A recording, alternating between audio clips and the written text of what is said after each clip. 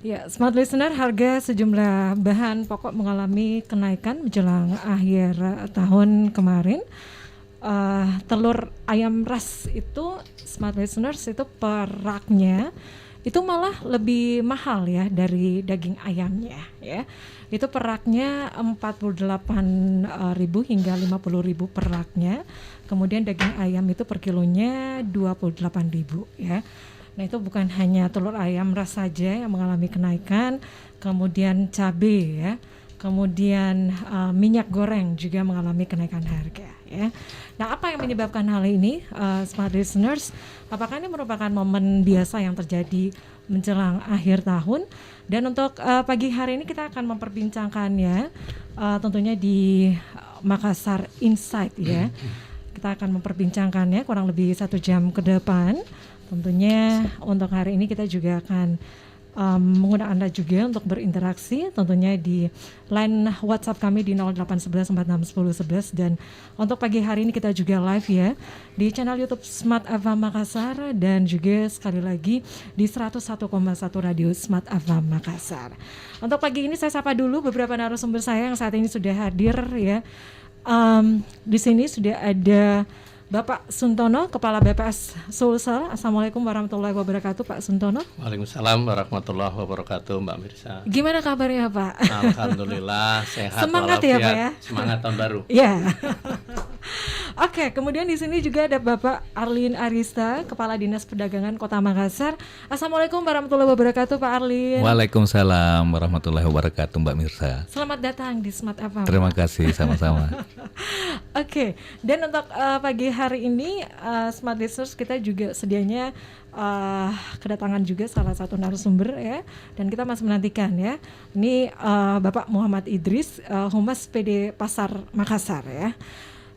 Baik, saya langsung saja. Saya pertama ke Pak Suntono dulu nih. Pak Suntono, kenaikan sejumlah bahan kebutuhan pokok ya di Makassar. Ini kalau melihat trennya ini apakah memang biasa terjadi menjelang akhir tahun atau bagaimana nih Pak Suntono?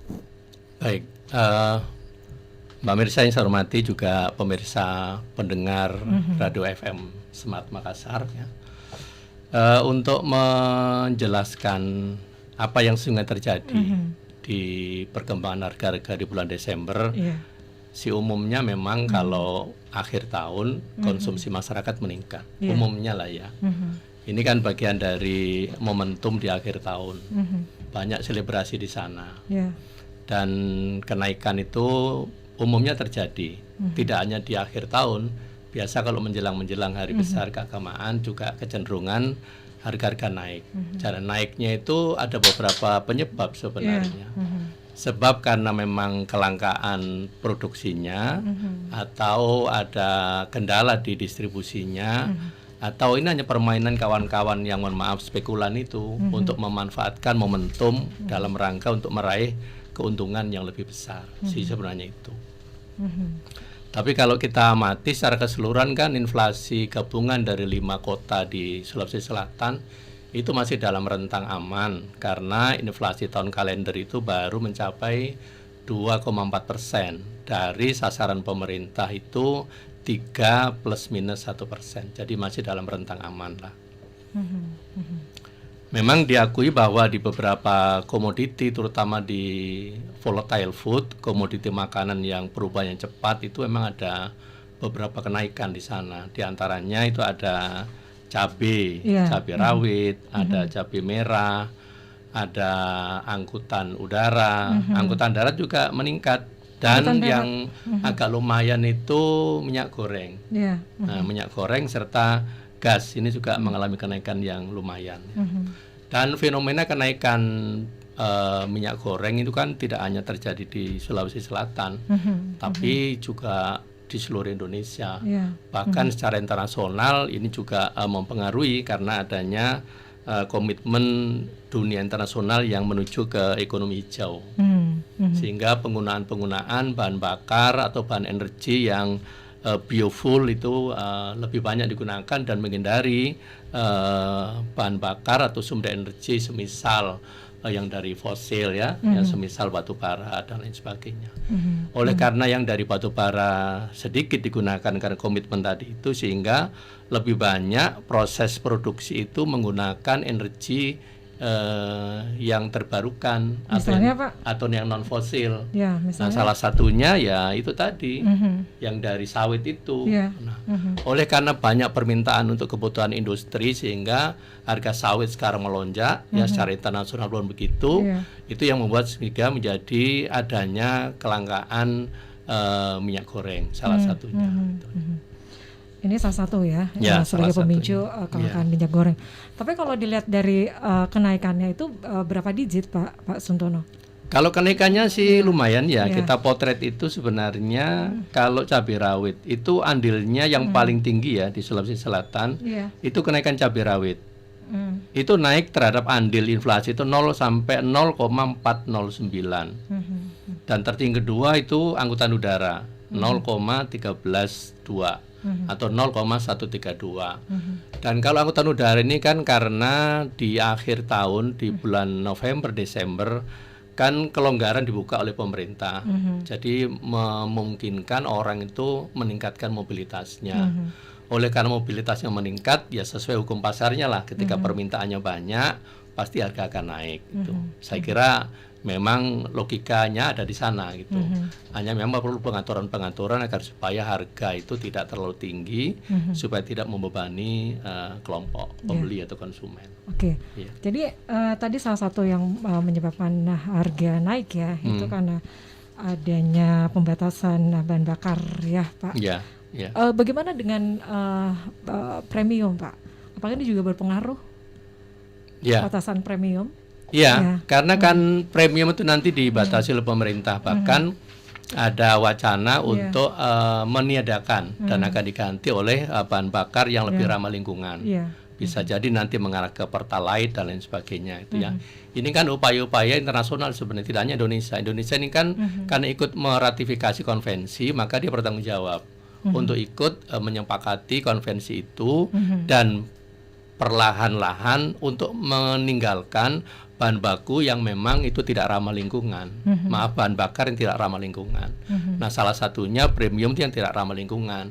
Hanya saja sekarang kan orang bermigrasi dari premium ke bahan bakar yang lebih mahal, yang tapi ramah lingkungan. Dia akan terbebani karena biayanya lebih tinggi, ya. Itu menyebabkan sehingga cost produksinya akan meningkat. Ya. Kalau Kota Makassar sendiri, Pak, ini sebagai kota konsumen atau produsen, Pak? Kalau Makassar konsumen. Konsumen. Iya, konsumen untuk terutama bahan bakar lah ya. Tapi dia produsen untuk produksi pangan.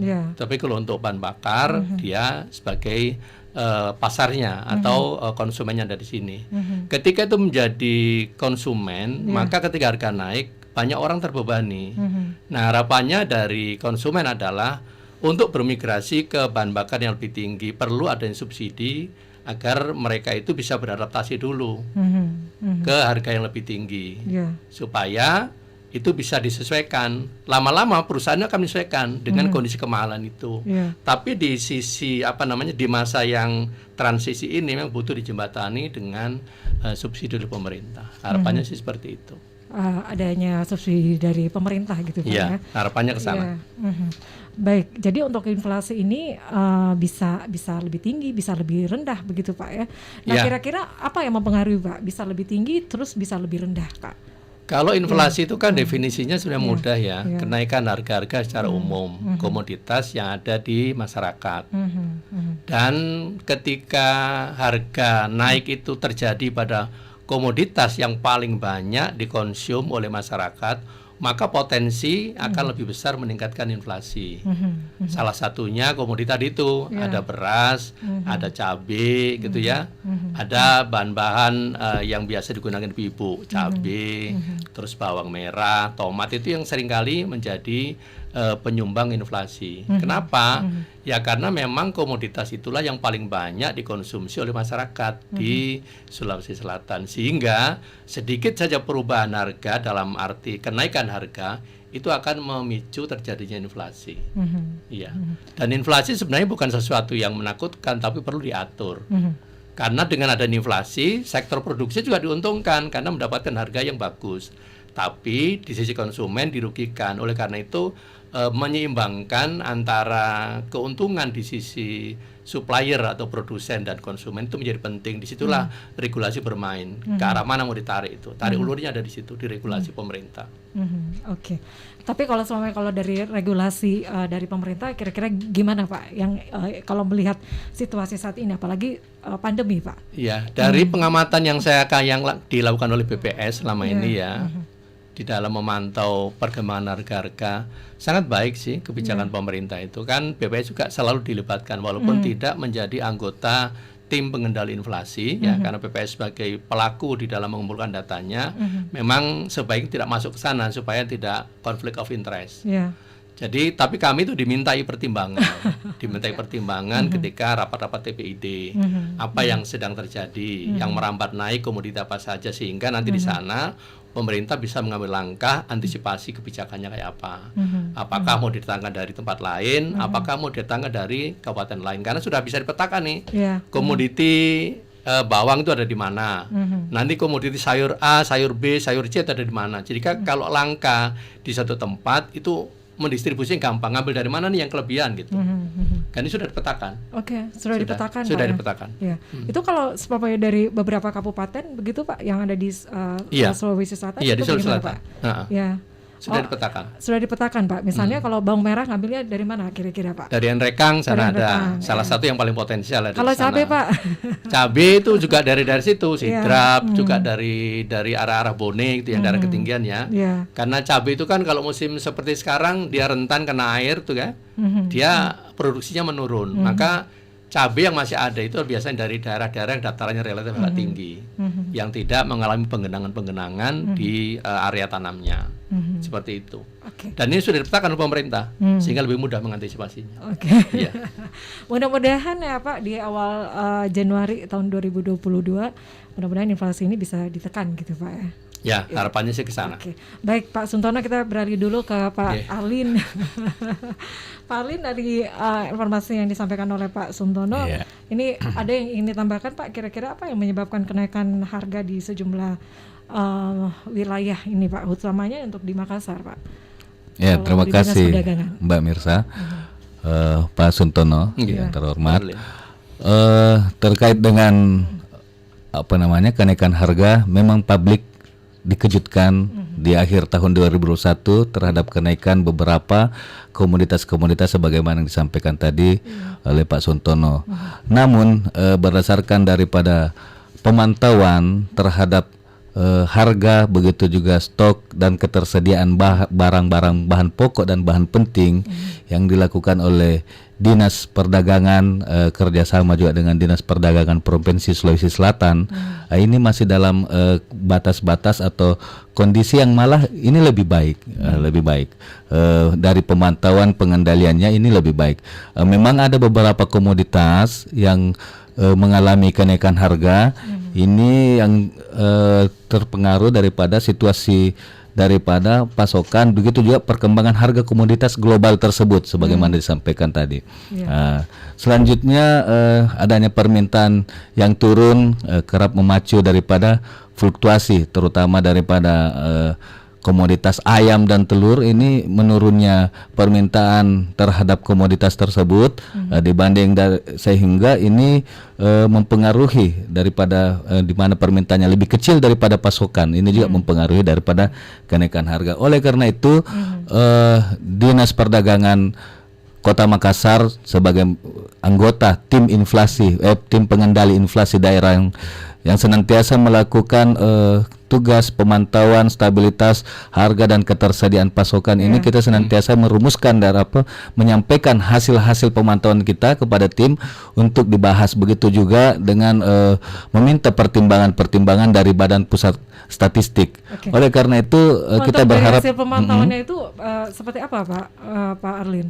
Ya, memang ada kenaikan, Pak. Memang ada kenaikan. Seperti cabai itu kenaikannya itu di awal Desember, Pak ya. Awal Desember. Sebenarnya yang tinggi itu dia memasuki itu di kuartal ketiga tahun 2021. Itu mulai di situ mulai naik. Di situ beberapa komoditas seperti cabai itu bisa mencapai kenaikannya sampai 130% lebih. yang biasanya 35.000, 45.000 per kilogram ini naik menjadi 85.000. Wow. Hal-hal yang seperti telur juga, Mbak. Telur ayam ras yang juga. Yang cabai itu bisa dihitung Pak Suntono. Kalau ke pasar Pak, benar. Saya kaget kemarin Pak. Oke, cabai rawit ya. Kemudian Pak Alin apalagi ya Pak? Dari hasil telur ayam, begitu juga daging ayam ras itu. Kalau di daging sapi itu masih cenderung normal, Mbak. Masih cenderung normal di daging sapi. Hal-hal tersebut memang menjadi perhatian kita semua, concern kita semua, bagaimana senantiasa untuk menjaga pengendalian daripada stok dan pasokan daripada harga bahan pokok dan bahan penting. Oke, kalau bisa tidak ya, misalnya ya kalau kedepannya dari masyarakat sendiri juga bisa memantau sendiri harga-harga di pasaran begitu. Dari Dinas Perdagangan itu ada apa data update-nya atau bagaimana Pak? Di Dinas Perdagangan Kota Makassar kita mempunyai aplikasi, aplikasi namanya Pak Sembakota. Sembakota itu yang berbasis aplikasi itu yang kita sebar juga ke pasar-pasar. Untuk senantiasa mengupdate di situ kita melakukan pemantauan terhadap harga itu setiap 2 kali sepekan. 2 kali sepekan pemantauan harganya itu kita tampilkan di tempat-tempat publik, terutama di pasar untuk masyarakat mengetahui bagaimana status perkembangan harga bahan pokok dan bahan penting yang senantiasa berfluktuasi juga ada di situ.